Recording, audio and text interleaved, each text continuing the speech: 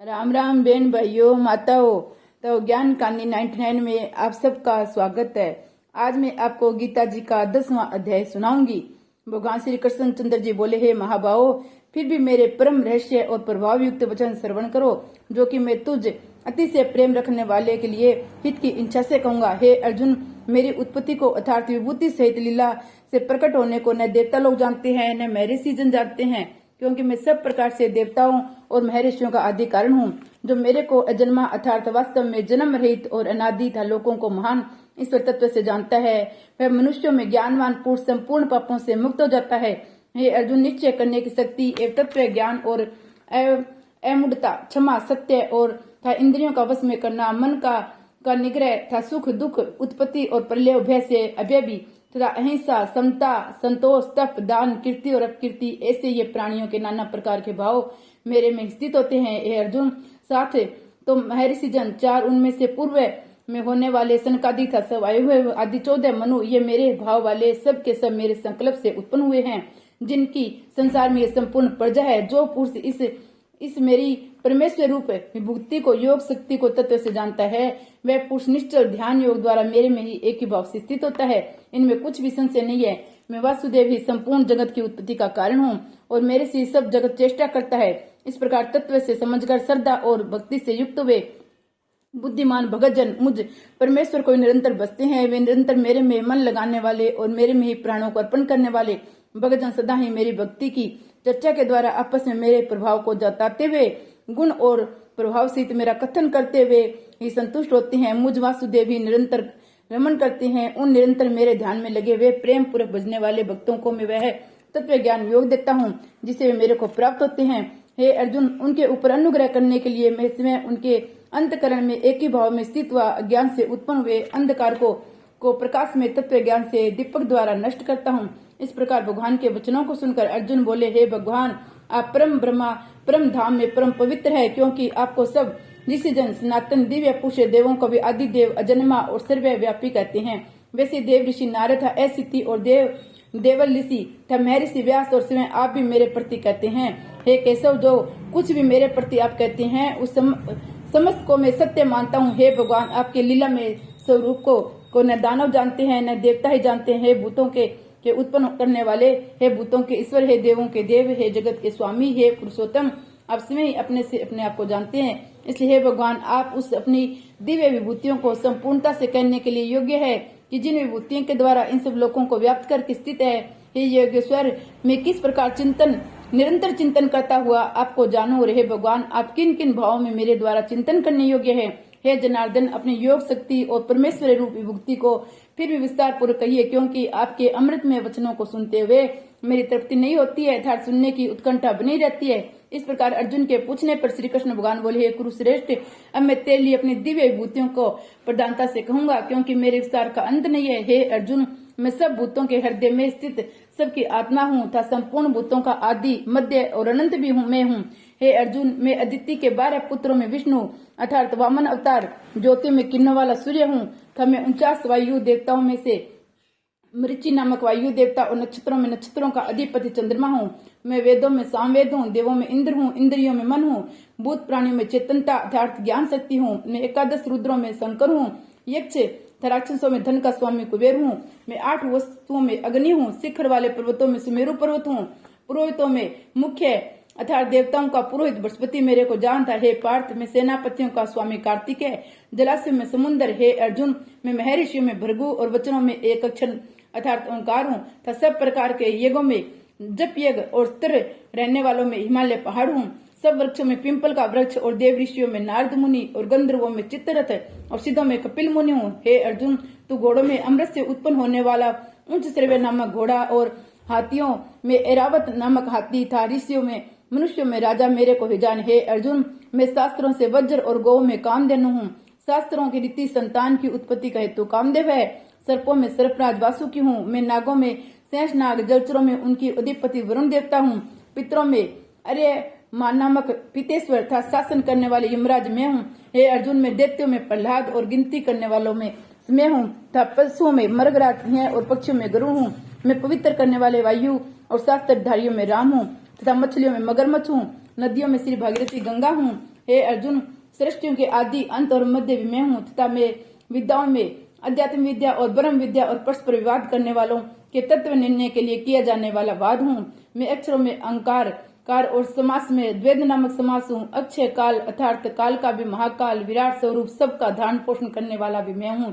हे अर्जुन, मैं सबका नाश करने वाला, मृत्यु और आगे होने वाले उत्पत्ति का कारण हूँ तथा स्त्रियों में कीर्ति भी, वाक समर्थी, मेधा, धरती और क्षमा हूँ तथा मैं गायन करने योग्य, श्रुति में व्रत मास, छंदों में गायत्री था छंद, महीनों में मंसर मास का महीना, ऋतुओं में वसंत ऋतु हूँ। हे अर्जुन, मैं छल करने वालों में जुआ, प्रभावशाली पुरुषों का प्रभाव हूँ तथा मैं जीतने वालों का विजयी हूँ, निश्चय करने वालों का निश्चय और सात्विक पुरुषों का सात्विक भाव हूँ। वसियों में वासुदेव अर्थात में स्वयं तुम्हारा सखा और पांडवों में धनंजय अर्थात तू एवं मुनियों में वेद व्यास, कवियों में शुक्राचार्य कवि मैं हूँ और दमन करने वाले का दंड अर्थात दमन करने की शक्ति हूँ।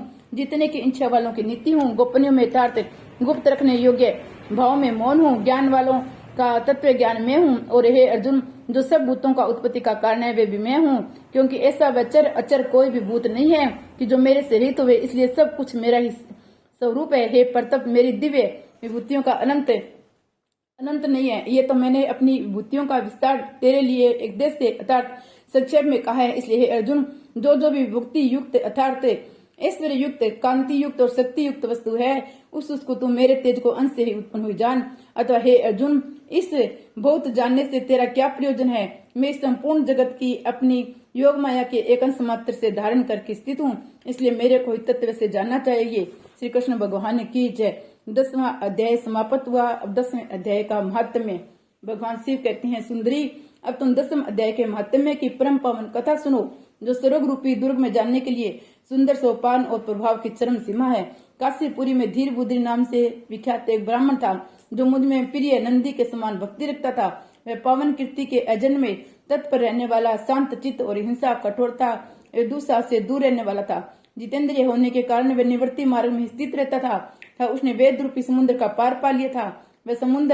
वह संपूर्ण शास्त्रों का तात्पर्य का ज्ञाता था। उसका चित्त सदा मेरे ध्यान में संलग्न रहता था। वह मन को अंतरात्मा में लगाकर सदा अमृतत्व का साक्षात्कार किया करता था। अतः जब वह उसे चलने लगता, तब मैं प्रेम वश उसके पीछे दौड़ दौड़ कर उसके हाथ का सहारा देता था। ये देख मेरे पार्षद बरगटी ने पूछा, हे भगवान, इस प्रकार भला किसने आपके दर्शन किए होंगे? ये इस महात्मा ने कौन सा तप, होम अथवा जप किया है कि समय आप ही पद पर इसके हाथ का सहारा देते चलते हो? बरंगीरी का ये प्रश्न सुनकर मैंने इस प्रकार उत्तर देना आरंभ किया। एक समय की बात है, कैलाश पर्वत के पार्श्व भाग में पुनांग वन के भीतर चंद्रमा की अमृत में किरणों से धुली हुई भूमि में एक वेदी का आश्रय लेकर मैं बैठा हुआ था। मेरे बैठने के क्षण भर बाद में ही सहसा बड़े जोर की आंधी उठी। वहां के वृक्षों की शाखाएं नीचे ऊपर होकर आपस में टकराने लगी। कितनी टहनियां टूट टूट कर बिखर गई। पर्वत की अविचल छाया भी हिलने लगी। इसके बाद वह महान भयंकर शब्द हुआ, जिससे पर्वत की कंदराएं प्रतिध्वनित उठी। तदनंतर आकाश से कोई विशाल पक्षी उतरा, जिसकी कांति काले मेघ के समान थी। वह कजल की राशि, अंधकार के समूह अथवा पंख कटे हुए काले पर्वत सा जान पड़ता था। पैरों से पृथ्वी का सहारा लेकर उस पक्षी ने मुझे प्रणाम किया। एक सुंदर नवीन कमल मेरे चरणों में रखकर स्पष्ट वाणी से स्तुति करने आरंभ की। पक्षी बोला, देव आपकी जय हो। आप चिंतामयी सुधा के सागर था, जगत के पालक हो, सदा सदा सद्भावना से युक्त एवं अनासक्ति की लहरों से उल्लाहित हो। आपके वैभव का कई अनंत नहीं है। आपकी जय हो। अद्वैत वासना से परिपूर्ण बुद्धि के द्वारा आप त्रिविध मलों से रहित है। आप जितेंद्रिय भक्तों के अधीन रहते हैं। ध्यान में आपके स्वरूप का साक्षात्कार होता है। आप अविद्यामयी उपाधि से रहित, नित्य मुक्त, निराकार, निरामय, असीम, अहंकार शून्य, आवरण रहित और निर्गुण है। आपके चरण कमल शरणागत भक्तों की रक्षा करने में प्रवीण है। अपने भयंकर ललाट रूपी महासर्प की विष ज्वाला से आपने कामदेव को भस्म किया है। आपकी जय हो। आप प्रत्यक्ष आदि प्रमाणों से दूर होते भी प्रणाम स्वरूप है। आपको बार बार नमस्कार है। चैतन्य के स्वामी था त्रिभुवन रूपधारी, आपको प्रणाम है। मैं श्रेष्ठ योगियों द्वारा चुंबित आपके उन चरण कमलों की वंदना करता हूँ, जो पार भव पाप के समुद्र से पाप उतारने में अद्भुत शक्तिशाली है। महादेव साक्षात बसमती भी आपकी स्तुति करने की दृष्टता नहीं कर सकते। सहस्त्र मुखों वाले नागराज सेंस भी इतनी चातुरी नहीं है कि वे आपके गुणों का वर्णन कर सके। फिर मेरे जैसे छोटी बुद्धि वाले पक्षी की तो विसारती क्या है। उस पक्षी के द्वारा किए हुए स्तोत्र को सुनकर मैंने उनसे पूछा, विहंग में तुम कौन हो और कहाँ से आए हो? तुम्हारी आकृति तो हंस जैसी है, मगर रंग कौवे का मिला है। तुम जिस प्रयोजन को लेकर यहाँ आए हो उसे बताओ। पक्षी बोला, देवेश, मुझे ब्रह्मा जी का हंस जानिए। दूर जटे जिस क्रम से मेरे शरीर में इस प्रकार कालिमा आ गई है उसे सुनिए। प्रभो, यद्यपि आप सर्वज्ञ है, अतः आपसे कोई भी बात छिपी नहीं है, तथापि यदि आप पूछते हैं तो बतलाता हूँ। सौराष्ट्र सूरत नगर के पास एक सुंदर सरोवर है जिसमें कमल लहलाते रहते हैं। उसी में बाल चंद्रमा के टुकड़े जैसे श्वेत मंडालों के ग्रास लेकर मैं बड़ी तीव्र गति से आकाश में उड़ रहा था। उड़ते उड़ते सहसा वहां से पृथ्वी पर गिर पड़ा। जब होश में आया और अपने गिरने का कोई कारण न देख सका तो मन ही मन सोचने लगा, ओह, ये मुझ पर क्या आ पड़ा, आज मेरा पतन कैसे हो गया। पके हुए कपूर के समान मेरे श्वेत शरीर में ये कालिमा कैसे आ गई। इस प्रकार विस्मित होकर मैं भी विचार ही कर रहा था कि उस पोखर के कमल में से मुझे ऐसी वाणी सुनाई दी, हंस उठो, मैं तुम्हारे गिरने और काले होने का कारण बताती हूँ। तब मैं उठकर सरोवर के बीच में गया और वहां 5 कमलों से युक्त एक सुंदर कमलनी को देखा। उसको प्रणाम करके मैंने प्रदक्षिणा की और अपना पतन का कारण पूछा। कमलनी बोली, कल हंस से तुम आकाश मार्ग से मुझे लांग कर गए हो। उसी पत्ते के परिणाम स्वरूप तुम्हें पृथ्वी पर गिरना पड़ा था। उसी के कारण तुम्हारे शरीर में कालिमा दिखाई देती है। तुम्हें गिरा देख मेरे हृदय में दया भराई और जब मैं इस मध्यम कमल के द्वारा बोलने लगी हूँ उसी समय मेरे मुख से निकली हुई सुगंध को सुनकर 60,000 भंवरे स्वर्ग लोक को प्राप्त हो गए हैं। पक्षीराज, जिस कारण मुझ में इतना वैभव ऐसा प्रभाव आया है उसे बताती हूँ, सुनो। इस जन्म से पहले तीसरे जन्म में मैं पृथ्वी पर एक ब्राह्मण की कन्या के रूप में उत्पन्न हुई थी। उसमें मेरा नाम सरोज वंदना था। मैं गुरुजनों की सेवा करती हुई सदा एक मात्र पतिव्रत के पालन में तत्पर रहती थी। एक दिन की बात है, मैं मैना को पढ़ा रही थी। इसे पति सेवा में कुछ विलंब हो गया। उसे पति देवता कुपित हो उठे और उन्होंने श्राप दिया, पापिनी तू मैना हो जा। मरने के बाद यद्यपि मैं मैना हुई, तापि पतिव्रते के प्रसाद से मुनियों के ही घर में मुझे आश्रय मिला। किसी मुनि कन्या ने मेरा पालन पोषण किया। मैं जिनके घर में थी वे ब्राह्मण प्रतिदिन प्रातःकाल विभूति योग नामक से प्रसिद्ध गीता के 10वें अध्याय का पाठ करते थे और मैं उस पाप हारी अध्याय को सुना करती थी। विहंगम काल आने पर मैना का शरीर छोड़कर 10वें अध्याय के महात्म्य से सर्वलोक में अप्सरा हुई। मेरा नाम पद्मावती हुआ और मैं पद्या की प्यारी सखी हो गई। एक दिन मैं विमान से आकाश में विचर रही थी। उसी समय सुंदर कमलों से शोभित इस रमणीय सरोवर पर मेरी दृष्टि पड़ी। इसे उतरकर जो मैंने जल क्रीड़ा आरंभ की तो दुर्वासा मुनि आदम के उन्होंने वस्त्रहीन अवस्था में मुझे देख लिया। उनके भय से मैंने स्वयं ही एक कमलनी का रूप धारण कर लिया। मेरे दोनों पैर 2 कमल हुए, दोनों हाथ भी 2 कमल हुए और सेन संगों के साथ मेरा मुख भी एक कमल हुआ। इस प्रकार से मैं 5 कमलों से युक्त हुई। मुनिवर दुर्वासा ने मुझे देखा। उनके नेत्र क्रोधाग्नि से जल रहे थे। वे बोले, पापिनी, तू इसी रूप में 100 वर्षों तक पड़ी रहे। ये श्राप देकर वे क्षण भर में अंतर ध्यान हो गई। कमलनी होने पर मैं विभूति योगाध्याय के महात्म्य से मेरी वाणी लुप्त नहीं हुई। मुझे लांगने मात्र के अपराध से तुझ पृथ्वी पर गिरे हो। पक्षीराज, यहाँ खड़े हुए तुम्हारे सामने ही आज मेरे श्राप की निवृत्ति हो रही है, क्योंकि आज 100 वर्ष पूरे हो चुके हैं।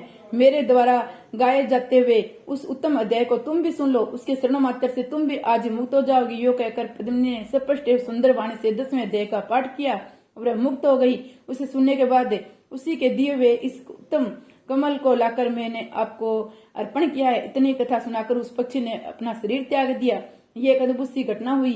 वह पक्षी अब 10वें अध्याय के प्रभाव से ब्राह्मण कुल में उत्पन्न हुआ।